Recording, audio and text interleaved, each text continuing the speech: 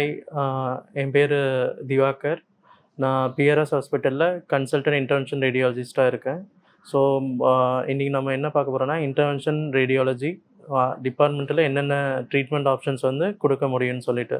So, intervention radiology நெறைய ஆளுகளுக்கு வந்து தெரியாது. அது போல ஒரு டிபார்ட்மெண்ட்டு வந்து நம்ப அவ்வளோ பரிச்சயப்பட்டது இல்ல. ஸோ, இன்டர்வென்ஷன் ரேடியாலஜில பார்த்தீங்கன்னா, நெறைய ட்ரீட்மெண்ட் ஆப்ஷன்ஸ் இருக்கு. தலை முதல் கால் வர நெறைய ட்ரீட்மெண்ட் ஆப்ஷன்ஸ் வந்து சர்ஜரி இல்லாத ஓப்பன் செய்யாம வந்து நம்ம ட்ரீட்மெண்ட் ஆப்ஷன்ஸ் வந்து செய்ய முடியும்.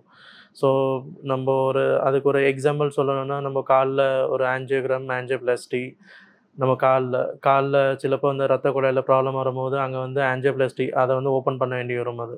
ஓப்பன்னா ரத்த குழாயில வந்து ஓப்பன் செய்ய வேண்டி வரும். ஸோ, அதுன்ற ஒரு ஆப்ஷனு. பின்ன கால்ல வேரிகோஸு.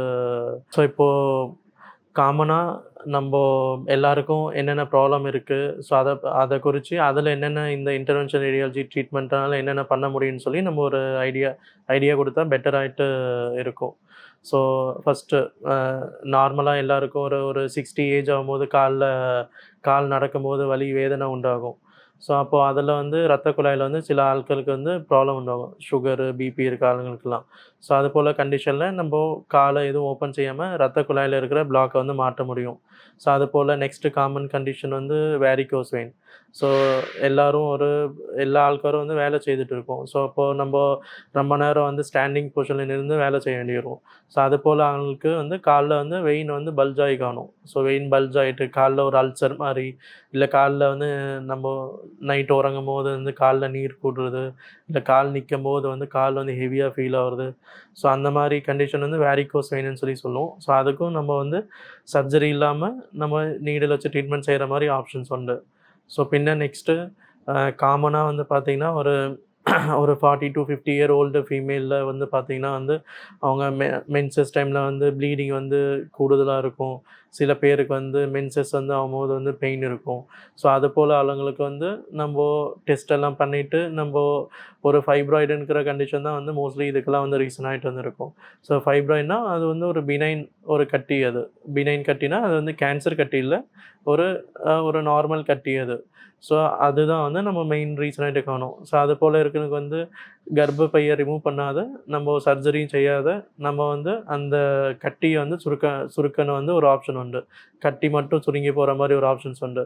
பின்ன அது அல்லாத வந்து இப்போ ஒரு 50 இல்ல 60 வயசு மேல் ஆண்களுக்கு எடுத்துக்கிட்டீங்கன்னா, அவங்களுக்கு வந்து புராஸ்டேட் ப்ராப்ளம் வந்து உண்டாகும். யூரின் வந்து விட்டு விட்டு போவாங்க.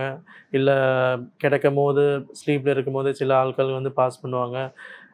சில பேர் வந்து டியூபெல்லாம் கத்தீட்டர்லாம் இட்டுட்டு யூரின் போறதுக்கு வந்து ரொம்ப கஷ்டப்பட்டு இன்ஃபெக்ஷன் ஆயிட்டு வந்து வருவாங்க. ஸோ, அதுபோல இருக்க ஆளுங்களுக்கும் நம்ம சர்ஜரி செய்யாம, நம்ம வந்து அந்த புராஸ்டேட்டின் சைஸ மட்டும் வந்து சுருக்க மட்டும் அது. பின்ன நெக்ஸ்ட்டு வந்து பார்த்தீங்கன்னா வந்து கட்டி. கட்டி வந்து கேன்சர் கட்டி லிவர்ல வரலாம், கிட்னில வரலாம், லங்ஸ்ல வரலாம். ஸோ, இது போல எல்லா கட்டிகளுக்கும் ட்ரீட்மெண்ட் ஆப்ஷன்ஸ் வந்து உண்டு.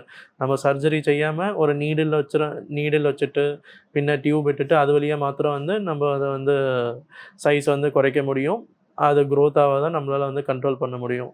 ஸோ, பின்ன நெக்ஸ்ட்டு மோஸ்ட் காமன் பார்த்தீங்கன்னா வந்து ட்ராமா. இப்போ நல்ல ஒரு ஆக்சிடென்ட் ஆயிட்டு வராங்க. ஸோ, ஆக்சிடென்ட் ஆகும்போது ப்ளீடிங் வந்து ஆகும். ஸோ, நம்போ கையில, கால்ல வெளிய இருக்க ப்ளீடிங் எல்லாம் நம்ம கை வச்சு நார்மலா எல்லாருக்கும் அ கைய வச்சு ப்ரெஷர் குடுத்தா ப்ளீடிங் வந்து ஸ்டாப் ஆயிடும். சப்போஸ் நல்ல பாடிக்குள்ள இன்டர்னல் ப்ளீடிங் ஆவுது. ஸோ, அந்த கண்டிஷன்ல நம்ம சர்ஜரி வயிறு ஓப்பன் பண்ணாத, நம்ம அதுவும் வந்து மினிமலி இன்வேசிவ் வந்து ட்ரீட்மெண்ட் பண்ண முடியும்.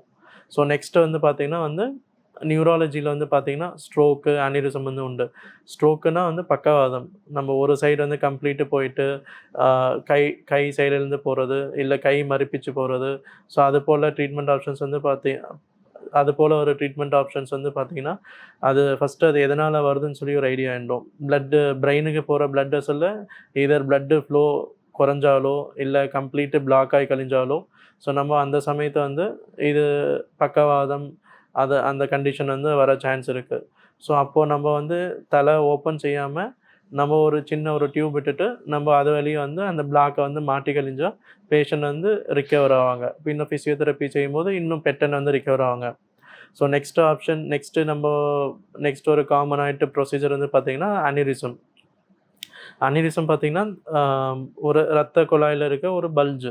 ஸோ அந்த பல்ஜ் ஒரு பலூன், ஒரு இரத்த குழாய் ஒரு டியூப் போல இருக்க இரத்த குழாயில ஒரு பிரஷரு, பிபி, சுகர் இருக்க ஆள்காரர்களுக்குலாம் வந்து அது வந்து ஒரு பல்ஜ் மாரி வந்து ஃபார்ம் ஆகும் அது. ஸோ அது இனிஷியல் டைம்ல சில ஆள்காரர்களுக்கு தலைவேதனை உண்டாகும். சில ஆள்காருக்கு வந்து எது ப்ராப்ளம் இல்லாத இருக்கும். பட் ஆனா அந்த பல்ஜ் வந்து பொட்டான சான்சஸ் வந்து கூடுதல் உண்டு. ஒரு சைஸுக்கு மேல போம்போது அது வந்து பிரேக் ஆயிடும் அது. பிரேக் ஆகி கழிஞ்சா ஆ தல, பிரெயின் மொத்தம் வந்து ப்ளீடிங் ஆகி கிடக்கும். ஸோ அதுன்ற ஒரு ட்ரீட்மெண்ட் ஆப்ஷன்ஸும் இங்க உண்டு. ஸோ அதுவும் நம்ம ஓப்பன் சர்ஜரி அல்லாத நம்ம கால் வலி ஒரு டியூப் இட்டுட்டு ப பல்ஜ் எல்லாம் பிளாக் செய்துட்டு பின்ன பேஷண்ட் ரிகவர் ஆகணும் அந்த ஆப்ஷன்ஸ் உண்டு. ஸோ இது அல்லாத நெறைய ட்ரீட்மெண்ட் ஆப்ஷன்ஸ் உண்டு. பின்ன முட்டு வேதனை ஆள்காரர்களுக்கு கால்ல வந்து ஒரு எம்போலைசேஷன், ஜெனிகுலர் ஆர்டரி எம்போலைசேஷன் சொல்லி அதுவும் ஒரு ப்ரொசீஜர்ஸ் வந்து உண்டு. ஸோ இது போல நான் இப்போ சொன்ன எல்லா ப்ரொசீஜர்ஸுமே it's minimally invasive. Just 1 or 2 days admission மாத்திரம் மதி. நம்ம ஜெனரல் அனஸ்தீசியா குடுக்க வேண்டிய அவசியம் இல்ல. பின்ன ஜஸ்ட் ஒரு 1 ஆர் 2 டேஸ் இருந்துட்டு நம்ம டிஸ்சார்ஜ் ஆயிட்டு வந்து போவோம். ஓப்பன் சர்ஜரி இதில சொன்னது எதுவுமே வந்து ஓப்பன் சர்ஜரி இல்ல. எல்லாமே வந்து மினிமலி இன்வேசிவ். ஸோ அதுக்கு ஜஸ்ட் ஒரு 2 டேஸ் அட்மிஷன் இருந்தா மாத்திரம் மதி. பேஷண்ட் வந்து பெட்டர் ஆயிட்டு பின்ன வந்து வீட்டுக்கு போவான்.